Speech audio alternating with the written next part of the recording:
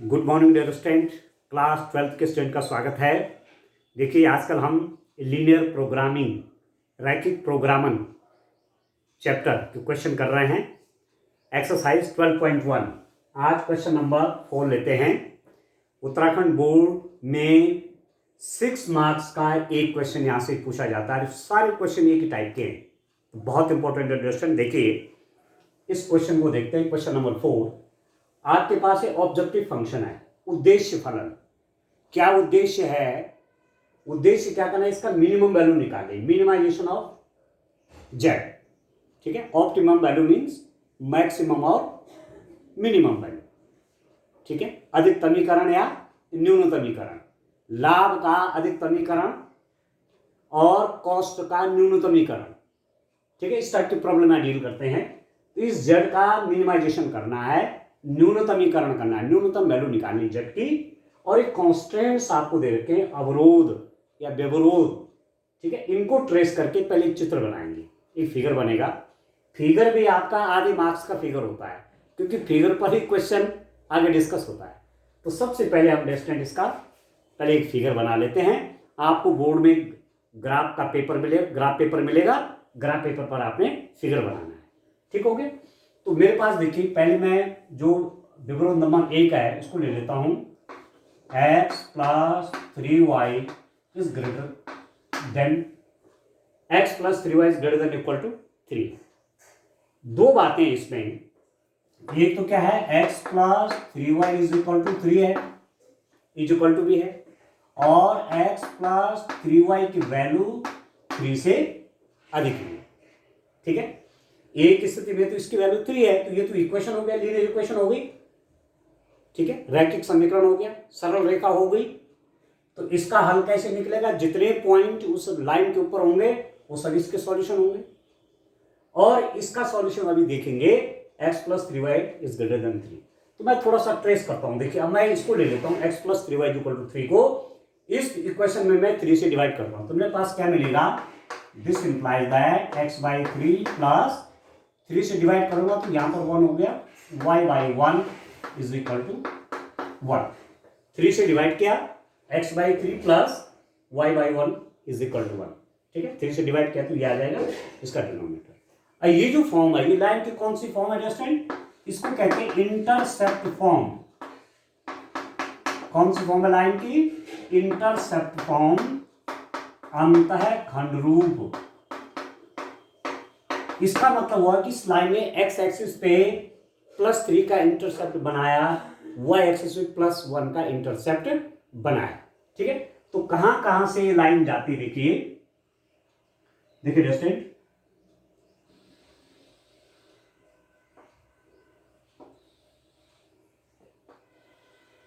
आप graph copy पे काम करेंगे जिससे आपका फिगर एकदम एग्जैक्ट बनेगा।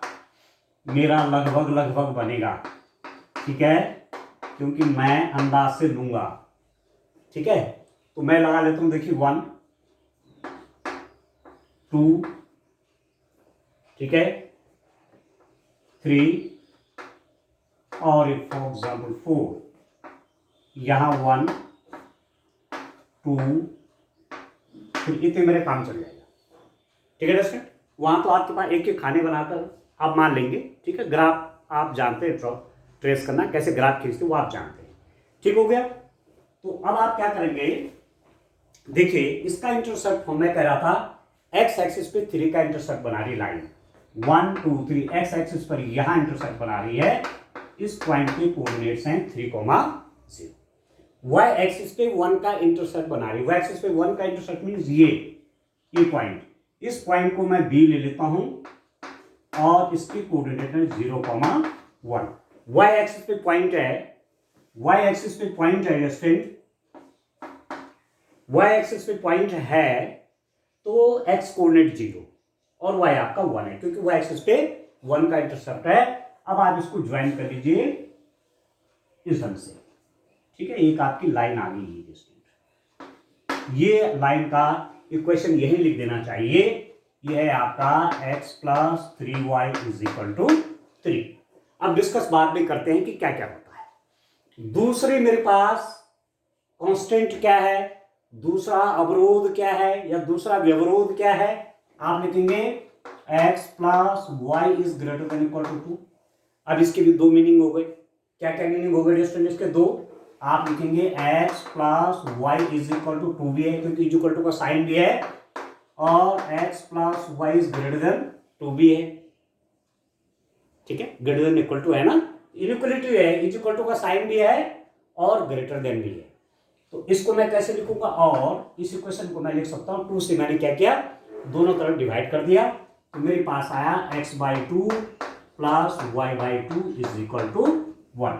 x/2 plus y/2 is equal to 1 हो गया। x/2 मीन्स x एक्सिस पर 2 का इंटरसेप्ट, यहां इस पॉइंट को मैं लिख लेता हूं c 2,0। ठीक है, ये पॉइंट x एक्सिस पर 2 का इंटरसेप्ट और y एक्सिस पर भी 2 का इंटरसेप्ट, y एक्सिस पर भी 2 का इंटरसेप्ट बन गया। देखिए, तो इस पॉइंट को मैं किसी टाइम पर लिख लेता हूं स्टूडेंट, यहां पर b पॉइंट है 0,2। अब इन दोनों को देखिए, x एक्सिस पर 2 का इंटरसेप्ट है, पॉइंट आपका c 2,0 कोऑर्डिनेट हो गया, और y एक्सिस पर पॉइंट d है, ठीक है, जिसपे 2 का इंटरसेप्ट बन रहा है, ये उसका कोऑर्डिनेट हो गया 0,2। तो इसको भी ज्वाइन आप करिए। देखिए,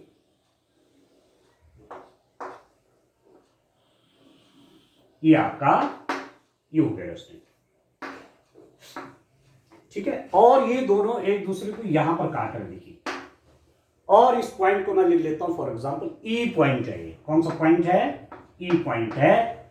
इसके कोऑर्डिनेट निकाल सकते हैं आप, मैं निकाल लेता हूं, तब मैं डिस्कस करता हूं फिगर पे। ठीक है, इससे कोऑर्डिनेट कैसे निकलेंगे? देखिए, ये जो पॉइंट आया, पॉइंट ऑफ इंटरसेक्शन, प्रतिच्छेद बिंदु किस किस का? इस रेखा और इस रेखा का। दो रेखाएं एक दूसरे को प्रतिच्छेद कर रही हैं। इस पॉइंट के कोऑर्डिनेट कैसे निकलेंगे? जो इनका सॉल्यूशन होगा, सॉल्यूशन मींस x की वैल्यू और y की वैल्यू। ठीक है, इन इक्वेशंस को सॉल्व करिए। एक इक्वेशन आपके पास x plus 3y is equal to 3, दूसरी इक्वेशन है distant x plus y is equal to 2।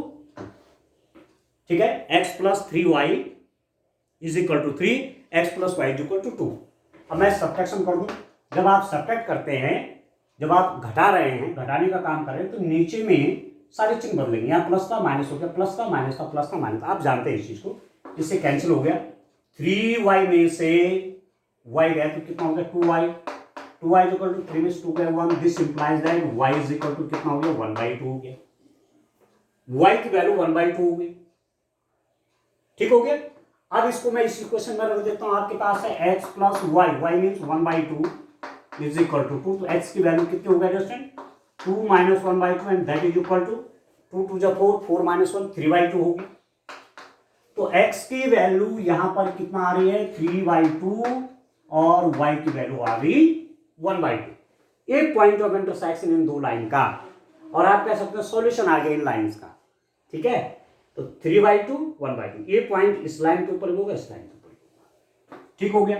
अब आगे चलते हैं। देखिए स्टूडेंट, मैं चलता हूं अब किस लाइन ने, किस इनइक्वालिटी ने कौन सा एरिया बनाया, कहां उसका सॉल्यूशन मिलेगा। पहले इसी को देखिए आप, x plus 3y is equal to 3। ठीक है, इस लाइन का इक्वेशन क्या था मेरे पास? इस लाइन का इक्वेशन था x plus y is equal to 2। जरूर आप लाइन का इक्वेशन लिख लीजिए, नहीं तो आप एग्जाम में कंफ्यूज हो जाएंगे। ठीक है, ट्रेस कर दिया, जैसे x plus 3y is equal to 3, आपको मालूम ये लाइन है, x plus y is equal to 2 की लाइन। अब इसको देखिए, x plus 3y is equal to 3, x plus 3y is equal to 3 की जो लाइन है, इसके ऊपर जितने पॉइंट पड़ेंगे वो सब इसको सेटिस्फाई करेंगे। x plus 3y is equal to 3, all those points which lies on this line will satisfy this equation। जितने भी पॉइंट इस लाइन के ऊपर पड़ेंगे वो सब इसको सेटिस्फाई करेंगे, मतलब इसके सॉल्यूशन होंगे, इसके सॉल्यूशन होंगे। अब दूसरी बात देखिए, x plus 3y is greater then 3। अब ग्रेटर देन 3 को कैसे ट्रेस करेंगे? इनइक्वालिटी है, इक्वेशन को तो आप जानते हैं। ठीक है, कि जितने भी पॉइंट इसके ऊपर पड़ेंगे वो सभी इसके सॉल्यूशन है। पर इसका सॉल्यूशन क्या है? तो इसको आप देखिए, इस लाइन को आप देखिए, इसने, फिलहाल इसको भूल जाइए, दूसरे वाले को, इसको देखिए, इसने इस पूरे प्लेन को दो पार्ट में बांटा, अपर रीजन जहां ये है उसके ऊपर का क्षेत्र और जहां है उसके नीचे का क्षेत्र, अपर रीजन लोअर रीजन। अब सॉल्यूशन कहां पड़ेगा, या तो ऊपर रीजन में पड़ेगा या लोअर रीजन में पड़ेगा। ठीक है, तो कोई दो दो पॉइंट ले लीजिए, लाइन के नीचे के कोई 2 पॉइंट ले लीजिए और लाइन के ऊपर पड़ने वाले भी कोई 2 पॉइंट, मतलब लाइन के इस तरफ पड़ने वाले कोई 2 पॉइंट ले लीजिए या इधर पड़ने वाले कोई 2 पॉइंट पर टेस्टिंग कर लीजिए। अब x + 3y > 3, चलो मैं यहां पर देख लेता हूं इस पॉइंट पर क्या स्थिति है। इस पॉइंट का कोऑर्डिनेट क्या है डिस्टेंस 1,0 है कि नहीं, x एक्सिस पर इस पॉइंट का कोऑर्डिनेट क्या है 1,0 रखिए, x = 1 तो ये 1 हो गया और y 0 है तो 1 की वैल्यू कभी भी 3 से ज्यादा नहीं होती, इसका मतलब ये पॉइंट इसका सॉल्यूशन नहीं है। 1,0 इस इनइक्वालिटी का सॉल्यूशन नहीं है। चलिए एक पॉइंट यहां देखता हूं, ओरिजिन भी तो है यहां इसके नीचे 0 0 जिससे कोई नोट होते हैं 0 0, x 0 क्या है y 0 क्या है, 0 की वैल्यू कभी भी 3 से बड़ी नहीं होती। तो कहने का मतलब हुआ कि इसका सॉल्यूशन यहां नीचे नहीं है। ठीक है, इसके नीचे कहीं सॉल्यूशन इसका नहीं है। अब चलिए इसके ऊपर के पॉइंट देखते हैं, चलो इसको देखते हैं। ये पॉइंट आपका है 4,0, x एक्सिस पे 4, y coordinate 0, x coordinate 4, y coordinate 0 रखे, x 4 रखे, 4 y 0 है, 4 की वैल्यू हमेशा 3 से अधिक होती है, 4 is always greater than 3, it means ये सॉल्यूशन है। एक पॉइंट और देखता हूं, चलिए ये था 1, ये था 2, ये पॉइंट देखिए 0,3 का पॉइंट देखिए पढ़ रहा है इसके ऊपर 0,3 देखिए, x 0 है तो 0 हो गया, y 3 है तो 9 हो गया, 9 की वैल्यू 3 से बड़ी होती है यस होती है, इसका मतलब ये पॉइंट भी इसका सॉल्यूशन है। आप समझ रहे हैं, दो पॉइंट टेस्टिंग के लिए पर्याप्त होते हैं। तो आप समझ गए कि नीचे सॉल्यूशन नहीं है, इसका सॉल्यूशन कहां है, यहां ऊपर है, ये पूरा रीजन इसका सॉल्यूशन है। समझ रहे हैं, और इसके ऊपर पड़ने वाले सारे पॉइंट भी, क्यों इसके ऊपर पड़ने वाले सारे पॉइंट, क्यों क्योंकि इज इक्वल टू भी तो है, तो इसके ऊपर पड़ने वाले सारे पॉइंट और इसके ऊपर का सारा रीजन इसका सॉल्यूशन है। क्लियर हो गया। अब दूसरा देखते हैं, इसको देखिए, इसके भी 2 हिस्से हैं, x + y = 2 और x + y > 2, x + y = 2, ये लाइन है x + y = 2, इसके ऊपर जितने पॉइंट पड़ेंगे सब इसके सॉल्यूशन होंगे। एक तो ठीक हो गया, इसके ऊपर के पड़ने वाले पॉइंट इस इनइक्वालिटी के सॉल्यूशन, पर बात ये होती है कि इसका सॉल्यूशन क्या है, x + y > 2 का सॉल्यूशन क्या है, इसका हल क्या है, इसका हल कहां पड़ेगा, तो x + y = 2। अब इस लाइन को आप फिलहाल भूल जाइए, बाकी सबको भूल जाइए, केवल इसको देखिए। इसने भी इस प्लेन को 2 पार्ट में बांटा, ऊपर का रीजन और लोअर का रीजन। ठीक, अब इस लाइन के ऊपर पड़ने वाला और नीचे पड़ने वाला कहां इसका सॉल्यूशन मिलेगा, कहां इसका सॉल्यूशन रीजन होगा, कहां इसका हल क्षेत्र होगा। ठीक है, तो वही बात, कोई 2 पॉइंट ले लीजिए इस लाइन के नीचे। पहले मैं लाइन के नीचे वाले, ये है ना लाइन, इसके नीचे चलो एक पॉइंट तो आपका यही है 1,0, इसका कोऑर्डिनेट है 1,0 रखे, x = 1, y = 0, 1 की वैल्यू कभी भी 2 से बड़ी नहीं होती। अब इस लाइन के नीचे मतलब ये पॉइंट 1,0 इसका सॉल्यूशन नहीं है। अब एक पॉइंट आप कौन सा लीजिए डिस्टेंस, एक पॉइंट इसको ले लीजिए, ये भी आपका 0,1 है, इसके नीचे है ना, इस लाइन की बात कर रहा हूं, 1,0 यहाँ 0,1, इसका कोऑर्डिनेट क्या होगा 0,1, x = 0, y = 1, x = 0 0, y = 1, 1 की वैल्यू कभी भी 2 से बड़ी नहीं होती। इसका मतलब इसके नीचे पड़ने वाले पॉइंट्स इसका सॉल्यूशन नहीं है, इसके नीचे जो पॉइंट पड़ रहे हैं वो इसका सॉल्यूशन नहीं है। अब ऊपर के पॉइंट देखिए, इसके ऊपर पॉइंट पड़ रहे हैं, एक पॉइंट कौन सा पड़ रहा है, देखो इसी को ले लेता हूं 3,0 को, 3,0 को देखिए, x = 3, y 0, तो 3 हमेशा 2 से बड़ा होता है, इट मींस ये पॉइंट 3,0 इसका सॉल्यूशन है। ठीक, और दूसरा यहां ले लीजिए आप 0,3 वाला, x 0 है y 3 है, x 0 y 3, 3 की वैल्यू 2 से बड़ी, तो आप देख रहे हैं ये भी सॉल्यूशन हो गया, ये भी सॉल्यूशन हो गया।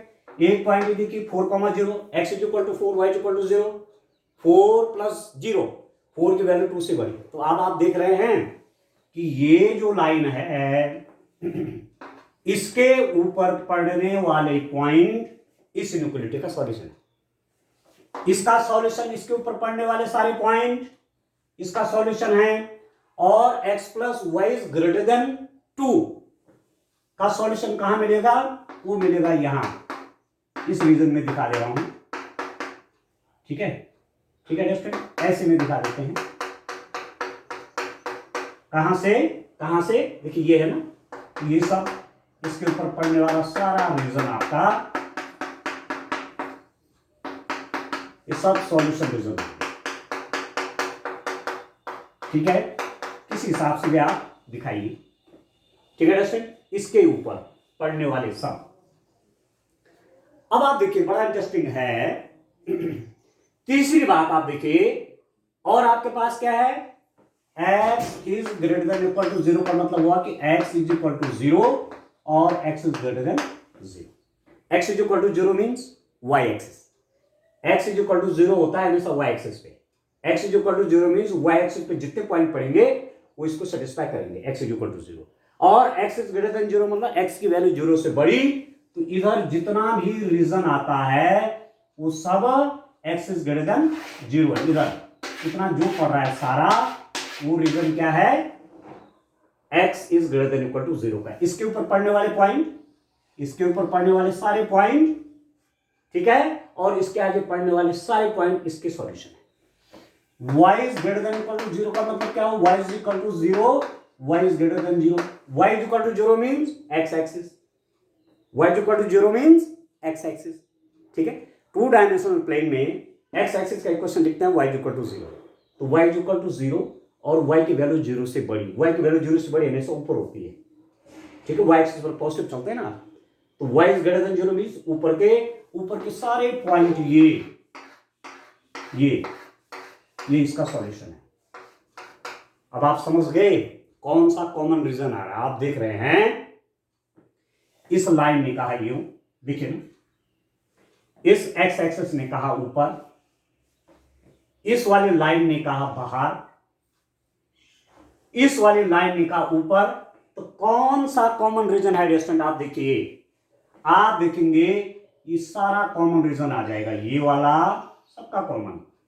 ठीक है, देखो यहां ये पॉइंट, यहां ये और ये सब देख रहे हैं आप? ये है बाउंड्री, और बाउंड्री अनबाउंडेड है ये इसके अंदर पड़ने वाला सारा। अब इसके अंदर कहां पड़ रहा है? आप देखिए ये सब है, ये वाला रीजन जो है स्टैंड, ये सारा सॉल्यूशन रीजन है। आप ध्यान रखिए, ये आपका क्या हो गया? सॉल्यूशन। इस इन लाइनों के ऊपर पड़ने वाला पॉइंट और यहां पड़ने वाले सारे पॉइंट, ये सॉल्यूशन रीजन, ये है हल क्षेत्र। इसी को हम क्या बोल देते हैं? फिसेबल रीजन। इसी का नाम क्या है? देख रहे हो, इसका नाम क्या है? इसी को तो कहते हैं सुसंगत क्षेत्र, हिंदी में कहते हैं सुसंगत क्षेत्र।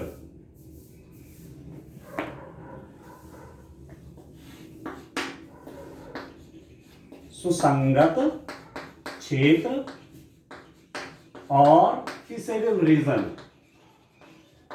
फिसेबल रीजन। ठीक है, ये जो फिसेबल रीजन है ये क्या है? ये अनबाउंडेड है। देखो अनबाउंडेड है, इधर से तो है पर आगे कहां तक है ऐसा कुछ पता नहीं है। तो फिसेबल रीजन इज अनबाउंडेड।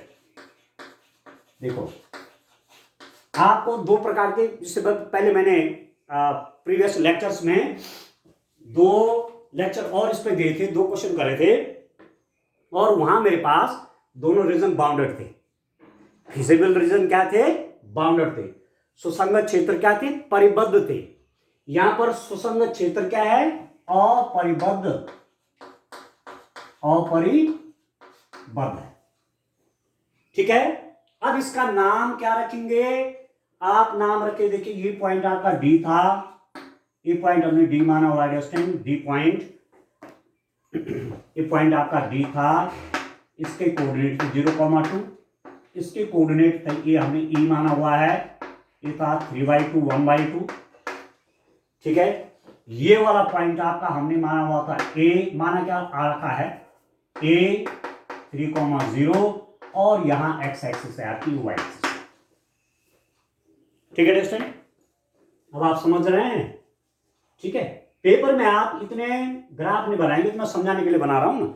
आपने वही रीजन कलर करना है, कलर पेंसिल रखिएगा, वही रीजन आपने कलर करना है। ठीक है, जो आपका सॉल्यूशन रीजन है। ठीक है, अब मैं इसको मिटा देता हूं। देखिए अब मेरे पास आ गया। अब आप लिखिए, थोड़ा सा लैंग्वेज जरूर लिखनी पड़ती है इसमें। ठीक है, सुसंगत क्षेत्र, सुसंगत क्षेत्र क्या है? सुसंगत क्षेत्र का नाम ये वाई, वाई ये D, Y D, Y D E. ठीक है, इसका नाम है ए पॉइंट है। ठीक है, Y D E A, Y D E A x, Y D E A x एक अपरिबद्ध क्षेत्र है, अपरिबद्ध क्षेत्र है। अतः इस जेड का अधिकतम मान, अधिकतम या न्यूनतम, अधिकतम या न्यूनतम, आपको तो न्यूनतम चाहिए यहां पर, चलो मैं लिख दिया अधिकतम या न्यूनतम मान इसके शीर्षों, इसके शीर्षों पर पड़ सकता है। अब बड़ा इंपॉर्टेंट शब्द है ये, पड़ सकता है। जब बाउंडेड था तो हमने कहा सुसंगत क्षेत्र परिबद्ध है, इसका जेड का अधिकतम या न्यूनतम मान इसके शीर्षों पर पड़ेगा। यहां पर क्या लिख रहे हैं? शीर्षों पर पड़ सकता है। ठीक है, अब थोड़ा इंग्लिश में लिख लेते हैं। फिजिकल रीजन, फिजिकल रीजन क्या नाम है? Y D E A X A feasible region, this is unbounded, unbounded, so the optimal value means maximum or minimum value, optimal value of z may lies on its vertices। ठीक है, optimal value z की minimum और maximum इसके vertex पर पड़ सकता है।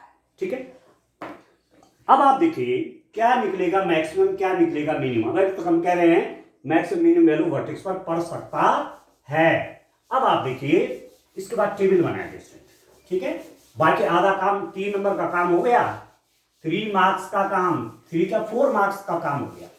अब टेबल बनाना और सॉल्यूशन की ओर पहुंचना बाकी रह गया। ठीक हो गया, अब टेबल बना लीजिए। देखिए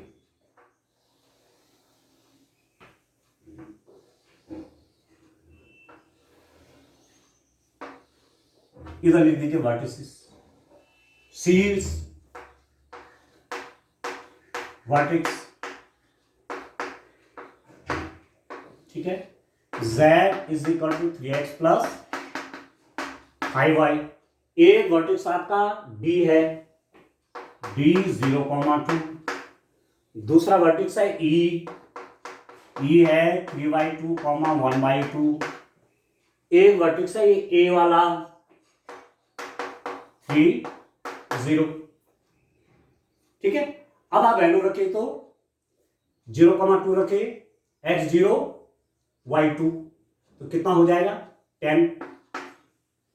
3/2 और 1/2 तो 3 इंटू एक्स की जगह पे 3/2 प्लस y की जगह पे 1/2, तो कितना हो जाएगा 9/2 प्लस 5/2 14/2, तो कितना हो जाएगा 7। अब 3,0 करें, x 3 है तो 3 कितना हो गया 9 और प्लस 0 तो 9 हो गया। ठीक है, तो ये मिनिमम हुआ कि नहीं हुआ, मिनिमम वैल्यू हुआ कि नहीं हुआ। ठीक है, z की मिनिमम वैल्यू ये हो सकती है, मैक्सिमम वैल्यू ये हो सकती है। अब आप ट्रेस करेंगे डिस्टेंस, क्योंकि ये अनबाउंडेड रीजन है, इसलिए आप ऐसा नहीं लिखेंगे कि z की मिनिमम वैल्यू ये हो गई, अभी नहीं। एक काम और इसमें करना बाकी रह गया, मिनिमम वैल्यू जब चाहिए होती है तो आप इसको ट्रेस करिए, 3x plus 5y less than 7, याद रखना। यदि मिनिमाइजेशन करना है तो 3x प्लस 5y को लेस देन 7 करना पड़ेगा। यदि मैक्सिमाइजेशन करते हो तो क्या लिखेंगे, 3x plus 5y is greater then 10, तब इसको ट्रेस करोगे। मिनिमाइजेशन बोल रहा है मिनिमम वैल्यू 7 अभी तक यहां निकली है, तो 3x plus 5y less than 7 इसको ट्रेस करिए, ये कहां पड़ता है। ठीक है, तो आप 7 से पूरी इक्वेशन को डिवाइड करिए, 3/7x plus 5/7y is equal to 1। मैं इक्वेशन के रूप में लेता हूं, मैं माना ऐसा इसको ले लेता हूं, मैंने 7 से डिवाइड किया, 3/7x plus 5/7y is equal to 1, और 7/3 y 7/5 इज इक्वल टू 1। 7/3 कितना हो गया 2.33, मतलब लगभग 2.33। x एक्सिस पे कितना हो गया, लगभग 2.33 अप टू सोन, प्लस y पर कितना हो जाएगा 5 1 5 1.4 इज इक्वल टू 1। अब आप ट्रेस करें तो पढ़ कहा रहा है x मतलब x बाई 2.33, 2.33 कहाँ होगा डिस्टेंस, आप देखिए 2.33 होगा कहीं, ये 1 है, ये 2 है, ये 3 है, x एक्सिस पे कहां पर 2.33, ये देखो, ये पॉइंट मैं लिख देता हूं P। इस पॉइंट के कोऑर्डिनेट आपके पास क्या है, इस पॉइंट के कोऑर्डिनेट हो गए, इस पॉइंट P के कोऑर्डिनेट क्या होगा डिस्टेंस, P के कोऑर्डिनेट हो गए 7,3, 0, y एक्सिस पे 1.4, 1.4 कहां पर होगा डिस्टेंस, 1.4 आपका कहीं यहां होगा, ये तो 2 हो गया ना, ये 1 है, ये 2 है, यहां कहीं 1.4 होगा। इसके कोऑर्डिनेट में क्या लिख देता हूं q, q कितना हो रहा है q हो रहा है 0,7/5। अब आप इसको ट्रेस करिए तो इसको मिलाइए, इस लाइन को आपके पास ये आ रही, देखिए इसको मेरे डॉटर से मिलाते हैं। ठीक है, कैसे से मिलाते हैं, डॉटर से, डॉट डॉट डॉट, जिससे स्पष्ट दिख जाए। ठीक है, कहां से आ रही, ये आ गया है। ठीक है, अब क्या है 3x plus 5y less than 7। अब इस लाइन का ऊपर देखिए, आधा रीजन ऊपर और आधा नीचे हो गया ना, आधा ऊपर और आधा नीचे, तो एक 0 0 वाला पॉइंट देखो इसमें, x0 y0, 0,7 से less.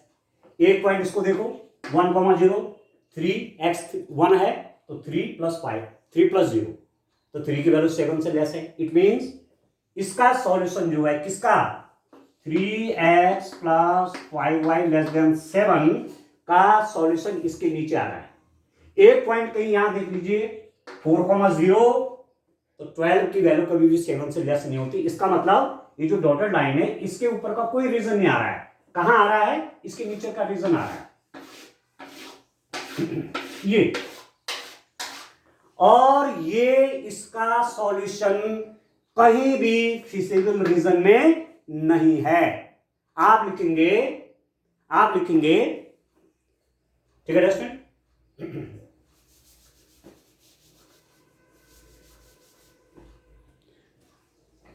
the solution region of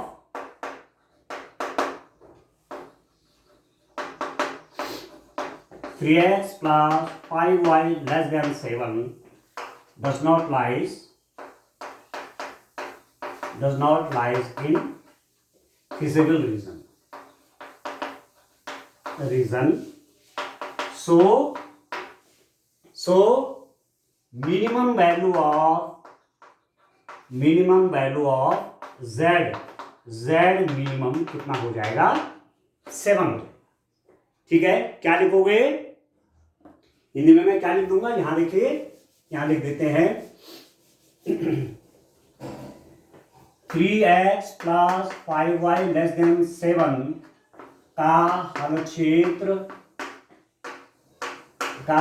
क्षेत्र सुसंगत हल में नहीं पड़ता, सुसंगत हल में नहीं पड़ता है।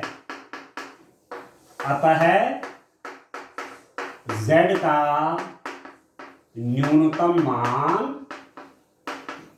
ठीक है, z का न्यूनतम मान बिंदु या शीर्ष किस पे E3/2 1/2 पर होगा और z मिनिमम कितना हो गया 7।